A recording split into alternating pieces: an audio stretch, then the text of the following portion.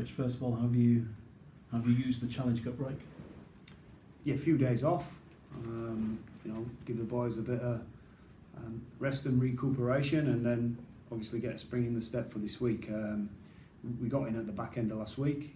We did a little bit of review on the Saints game, and some patches in there, and then we've been really good, James, in that our numbers at training are still pretty high, and we've got some good competitional places, and we've had a good 4 to 5 sessions into this game. How different could the team look from 2 weeks ago this week? Not too different. It'll be a couple of changes, I reckon. None real enforced, but take into consideration the opposition, the style of the opposition, and a little bit some stuff I think we need to fix up and be a little bit better for our own ends this week. And we'll decide the team a little bit tomorrow after training too. We sort of know the makeup of the 19. As I say, not too many changes, but 1 or 2 minor ones in there. How do you rate London? Yeah, brilliant. I think they've been outstanding this year.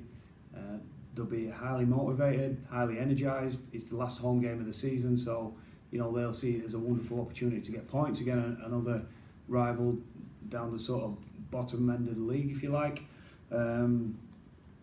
I've seen a team that despite having some difficult losses, they always turn up and have a real crack for each other. And I just look at the job that Danny's done and Jamie Langley, and think they're a team that's got a wonderful spirit.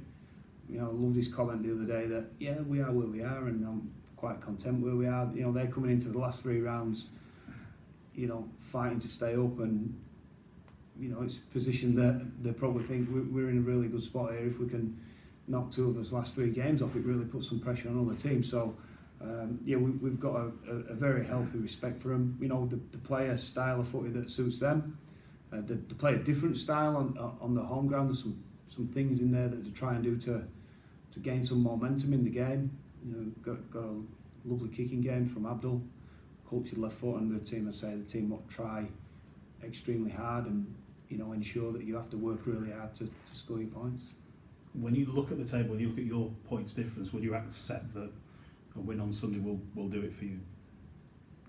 Yeah, I'm not studying other fixtures and trying to predict wins, but I think given the points difference and the fact that some of these other teams have got to play each other again, I think we'll probably know even more by the time Sunday comes around as well. But yeah, I think that'd put us in a, we'd have to have a severe meltdown to, and some sort of spectacular results go against us on that score. Yeah, with 2 games to go. Yeah, I'd probably say that's a fair comment. You building this one up at all, Rich, or is it the same approach? I reckon you've asked me that for 10 weeks running. Mm-hmm. All right, are you I'll need to next week if you.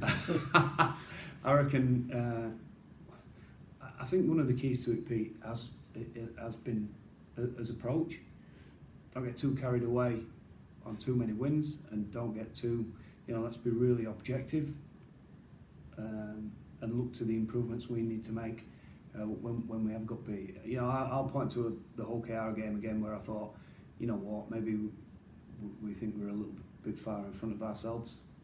We're a good team when we commit really strong to certain aspects of the game, particularly defensively, and we're a good team when we're not frivolous with the ball and we're not making 17, 18 errors a game. I firmly believe that. I think when we're straight off that track, we've seen that there's still areas in our team that need to be better over long periods consistently. But back to your original question. Now we'll approach it in a way that we do most weeks. We'll pay our utmost respect and attention to the opposition's threats. Put a big emphasis on what we do and what we can control. But the difference this week, Pete, is plastic pitch, travel away, because we don't have many travelling games now. I think since I've been in this seat, I can only think Magic Weekend is the only weekend that we've actually travelled the day before and stayed in a hotel. So we're going to a ground where the changing facilities are a bit different. It's probably got a smaller crowd on top of it. So we'll address all that. But look, it really doesn't need me to sit down there in front of the players and say, you know, do you know what this means, and do you know where we're at? And they know, mate. They know. And I guess the positive is that I think that's been reflected in practice this week. And not to say anything about it, we know. You know, we know, and the level of intensity and quality of talk's always a good indicator, and the little add-ons in the talk. You know, the players know, mate. The players know. Transferring it, you know, you can train as well as you want. You've always got to transfer it on the 80 minutes that counts. But you know, we know, mate. We know where it's at. On the squad, Yeah. who's not available due to injury? Can you just confirm that? Obviously Briscoe. Briscoe, Ablett. We'll leave Ward this week. Ward's. I guess Stevie's best way I can say his hands up for selection, but that's come late in the week. You know, there's a plastic pitch concern down there. I'm not saying that has any direct involvement in that, but at the same time, you know, we probably, he's had a patchy 2 week and we've had some time off. We'd like him to have a bit more time to train with us and get used to, you know, get used to some combinations that he'd have wherever he plays. And I say plastic pitch, and we just feel we've got enough coverage in that at this moment in time. Crosby, still out. Allroyd has got his foot in a boot still at the moment. Missed anyone? What about Jones? He's No, training, Jones is in squad, mate.